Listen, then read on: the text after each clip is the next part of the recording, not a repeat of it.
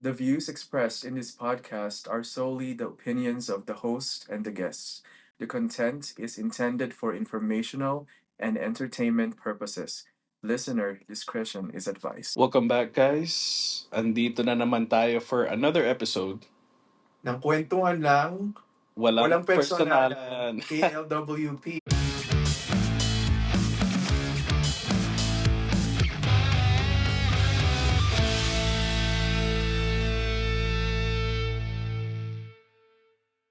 This is Patrick and It's Aves.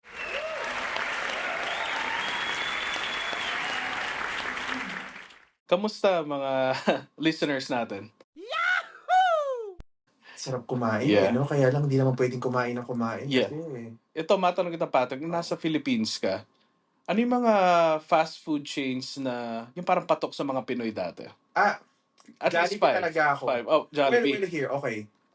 Jollibee, Okay. Shakey's, Yeah, shake. Jollibee, Shakey's. Saka Jollibee pa rin. Okay. Wait lang, wala bang McDo dyan? Walang... No, gusto ko rin yung McDo, but then kasi kung meron makikitang Jollibee, Yeah. mas gusto ko kasi yung Jollibee. Yeah, Hindi ko alam, like yung spaghetti nila, yung Jolly hotdog, Yes, yung yes. chicken, at lahat talaga, gusto ko talaga yun. Ayun yung ano ko. Yun yung top 5 mo. So, Top 5 ko talaga. top 5 pero dalawa lang. Oo. Dalawa. Yeah. Sana all. Ako naman, yung top 5 ko nun is, syempre, Jollibee yan dyan, di ba? McDo. Gusto ko yung McDo. And then, consider bang fast food ang Mang Inasal? Fast food na rin siguro yun. Medyo oo. na, yeah, fast food na Yeah, din. yeah. So, Mang Inasal is because of the only rice. Well, noong mga kapanahonan ko sa Philippines, wala pa yun. Okay, wala okay. pa ako nakikita na nagbebenta ng mga... Only rice, ganun ba? Oo, wala pa. Or inasal, ganyan. yeah. Yeah, oo. Ayun, Mag-inasal, wala pa nun. yung Henlin, are you familiar with Henlin?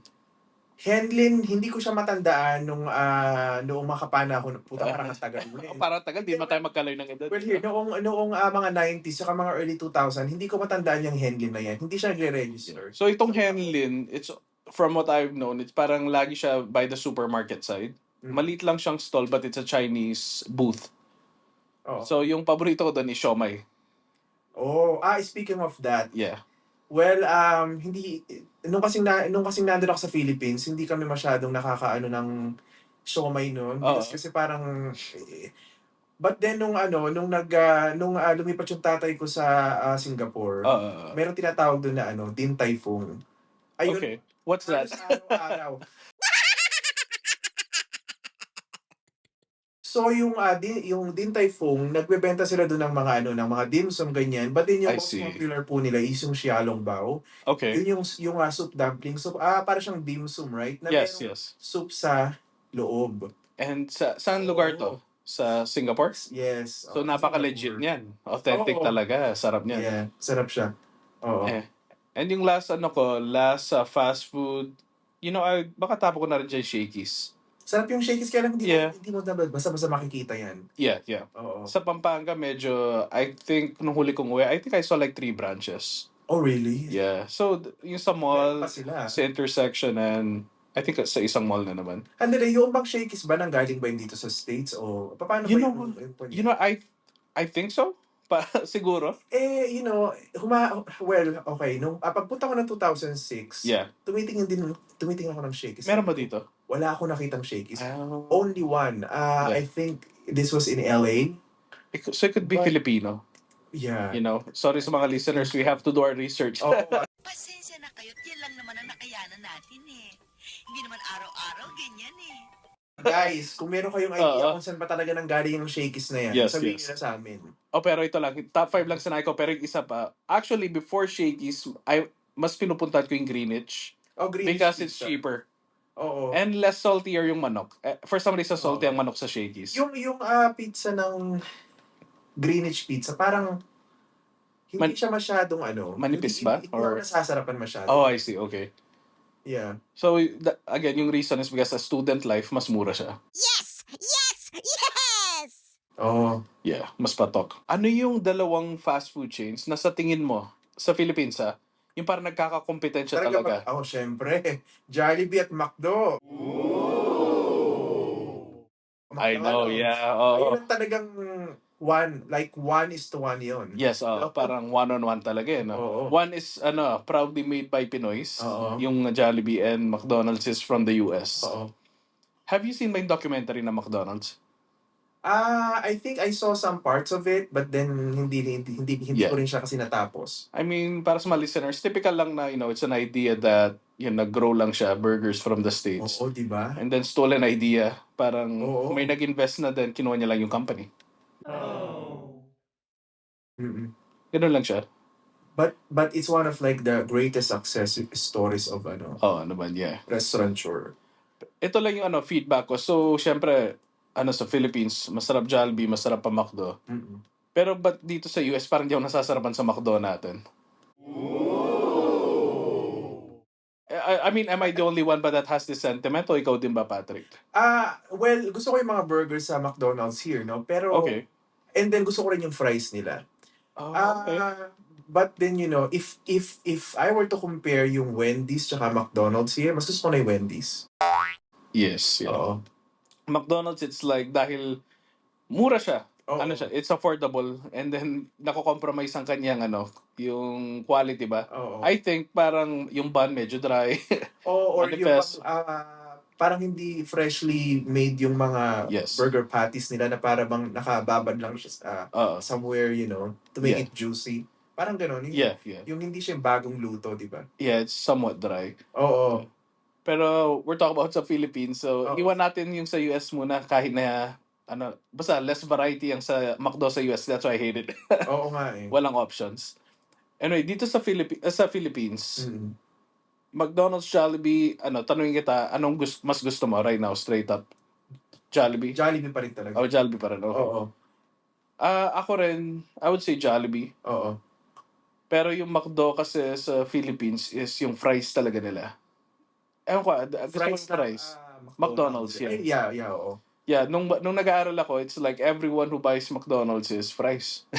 Fries and then teternahan mo yun ng sundae, di ba? Yeah, so I've seen people done that. Mm-mm. Ginagawa din mga kakilala ko before. Pero I never really, parang di ko nagustuhan ba? Ikaw, hindi nagustuhan mo ko ba ganun. yan? Yeah, gusto ko yung mga ganung pa snack, like yung sundae and then fries. But then, of course, kapag may Jollibee, Yeah, ang talagang ino-order ko dyan is yung Chicken Joy tsaka yung for Jollibee and Yes, for Jollibee is yung Chicken Joy tsaka yung spaghetti.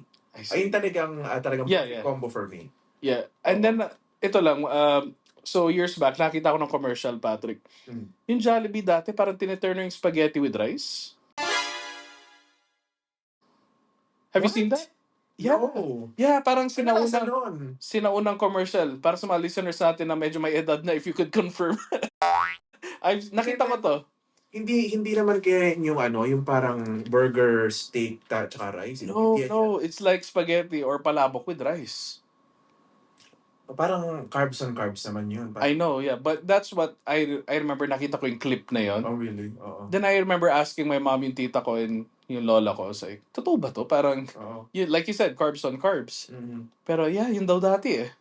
Well, nung bata pa ako, pinagsasama ko yung rice nun tsaka yung pansit. Hindi ko okay. but then Yeah.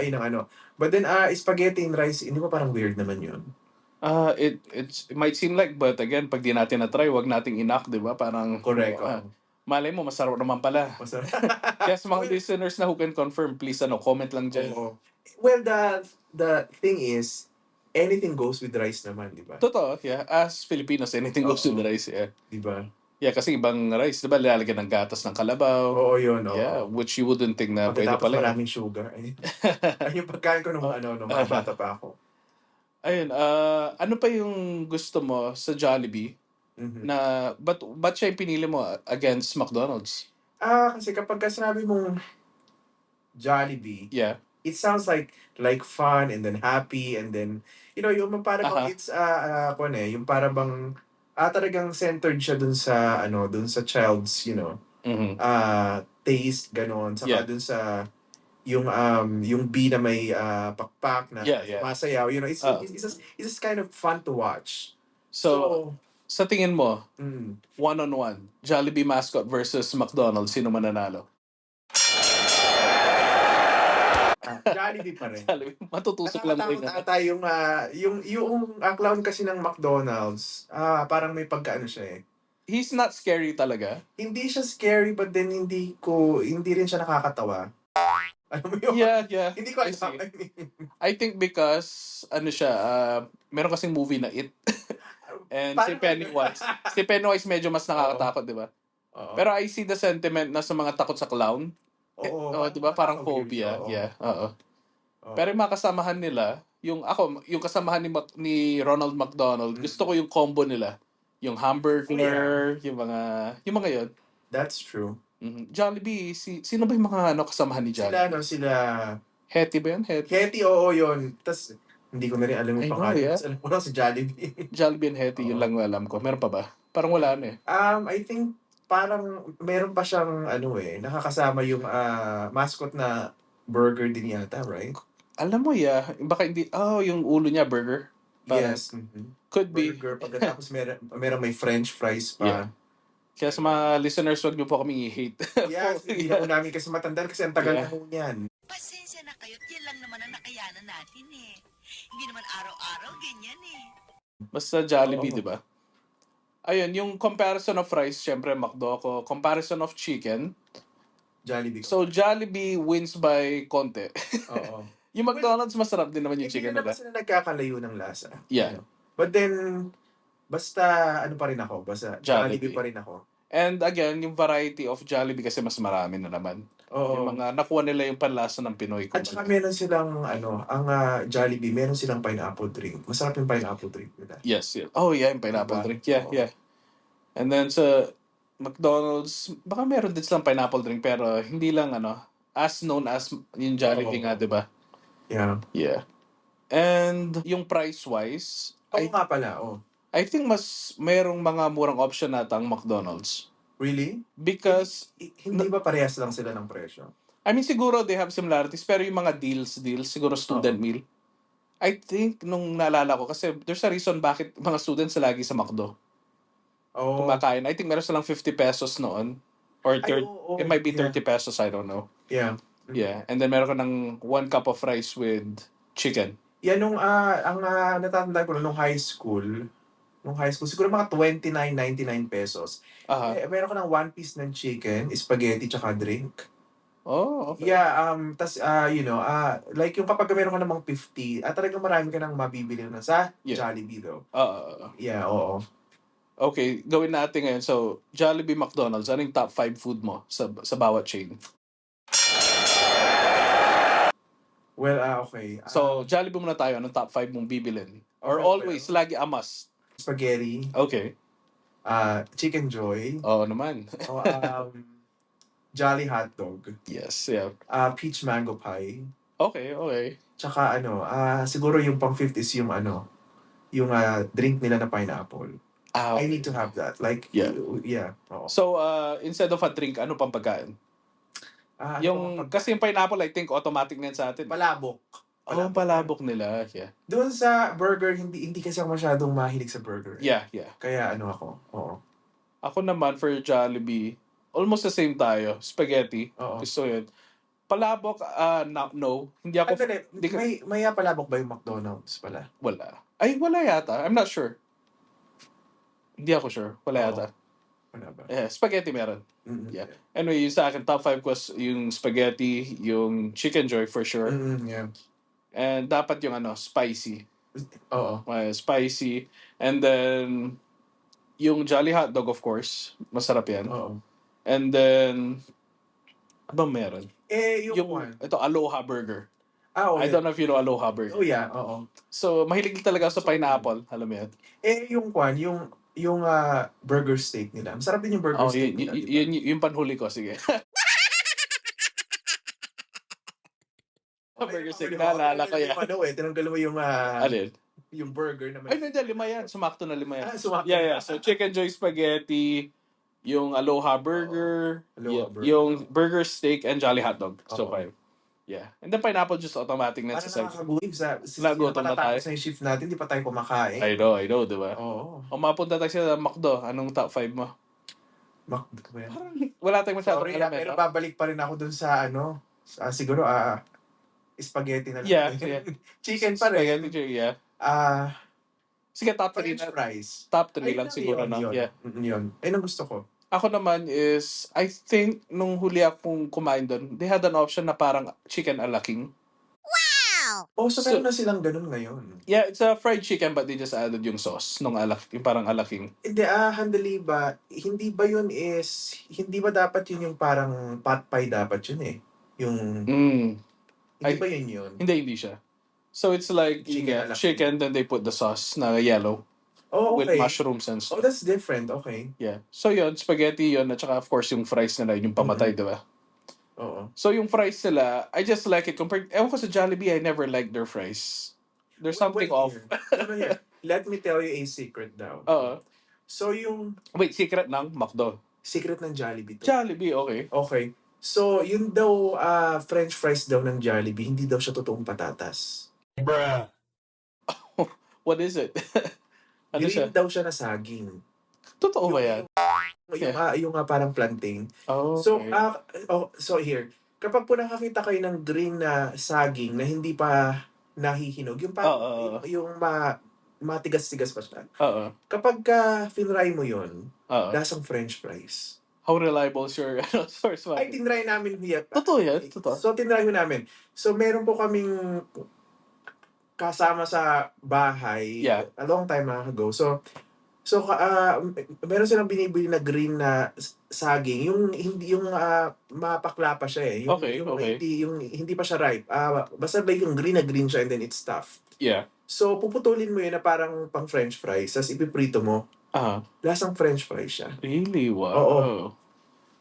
Interesting. Pero, so yun daw ang ginagamit ng Jollibee kasi mas siya, mas mura. At saka mas maraming green na saging sa Philippines. Kaya yun ang ginagamit nila. Lasang French fries but it's not galing sa patatas. Galing siya sa saging, so sa banana. It would make sense na mula pagkabata kaya I never liked yung fries nila. Baka nga ganun. Off siya. Ikaw ba type mo yung fries nila? Yeah.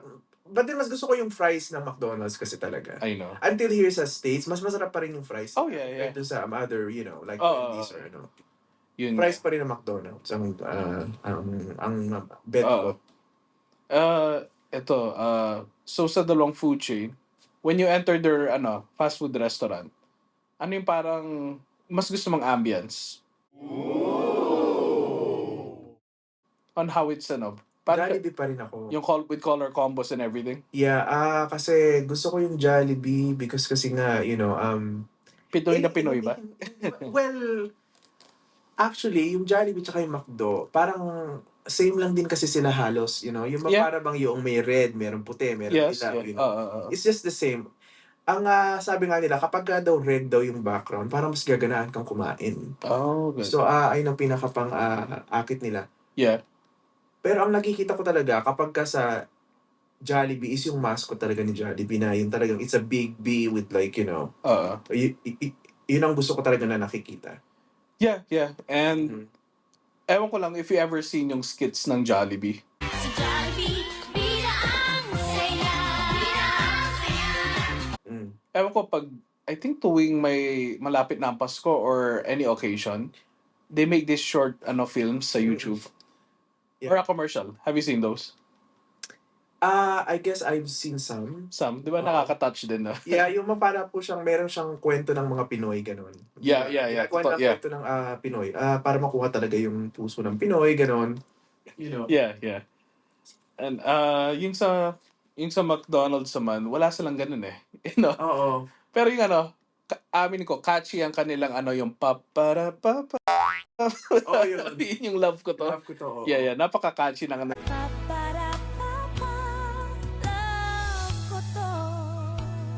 Delay, hindi mo natatandaan yung commercial na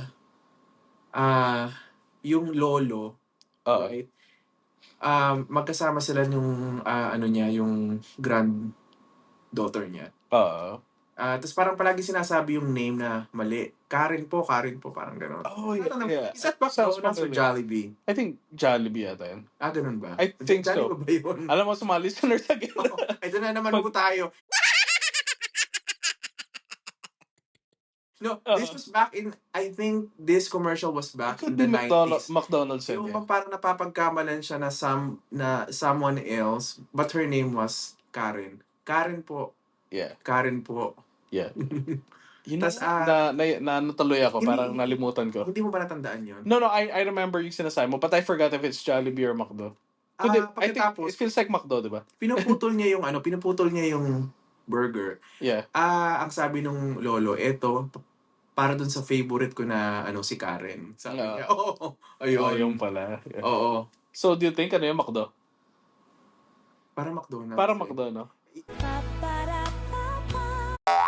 Yun, talaga naging popular yan na, kapag meron akong classmate na Karen, tinatawag siyang different name. Karen sabi eh. Ganon. Naging meme, no? Oo, yeah. Naging meme siya. Oo. Pero at the end of the day, parang alam mo yung mga Pilipino, tinatangkilik naman nila both. Oo, tinatangkilik nila. Yeah. Pero nakaka-proud lang na yung Jollibee, it's Filipino talaga. Tsaka andito na sa States. Marami Sa ng States, branches yeah. sa States, sa Europe, sa Canada. Meron ka na makikita na Jollibee. Yeah. Hindi nga lang kasi dami ng branches sa McDonald's, but then, at least talagang umaangat na tayo. Yeah. Nagiging popular na talaga siya. Mabilis lang napahappy ako para sa mga listeners. Let's discuss mabilisan ng McDo at Jollibee dito sa States. Oo. So I would say McDonald's, less variety. Yung pagpunta po kayo dito sa mga McDonald's is burger, fries, ice cream nila. Yeah, And yung mga regular drinks, meron pa bang iba? Nuggets. Nuggets, gano'n. Yeah, nuggets, fries, and burgers. That's it. Yeah, that's it. Wala ho silang chicken. Oh, Yeah. well, except dun sa fingers tsaka dun sa chicken nuggets. Yeah, and That's then yung typical breakfast nila, pancakes and McGriddle, yung matamis lang na Oo. buns Or yung biscuit na merong Na dry. sausage meat. Oh, na dry. Oo, Yeah. it's not Yeah. Pero yung, again, fries lang yung masarap sa McDonald's dito, para sa akin. Mm-mm. And then, sa Jollibee, we almost have yung mga same. So, yung pong menu ng Jollibee sa Philippines, almost the same. Almost the same dito, yeah. But then, hindi ba mas malaking serving sa States? It seems, Pares lang. konti lang siguro. I mean, yung manok, it seems bigger. Kasi manok dito siguro yung ginagamit. Stateside, yeah. Pero yung lasa, you're right, it's the same. Oo, parang same lang din. And then, pero yung, ewan ko yung Jolly Hotdog sa Jollibee malapit sa amin, parang they removed it. Oh, tinanggal nila. Ewan ko bakit. I don't know if it's something with Those the are good, production. though. Yeah, tinanggal nila. Pero andyan pa rin yung Aloha Burger na gusto ko. Oo, yeah. Yan, kaya sabi ni Patrick nga, almost the same halos lahat ng menu. But may mga konting, masasabi mo may konting ibang difference yung lasa. Pero sa price, nagkakatalo tayo dyan. Super mahal ho dito. Yeah, mahal dito. Yeah. Like yung combo ng two-piece chicken na may spaghetti, magkano yun? Mga $13 ba yun? Siguro, yeah. Diba? Yeah. And magkano yun sa Philippines, diba?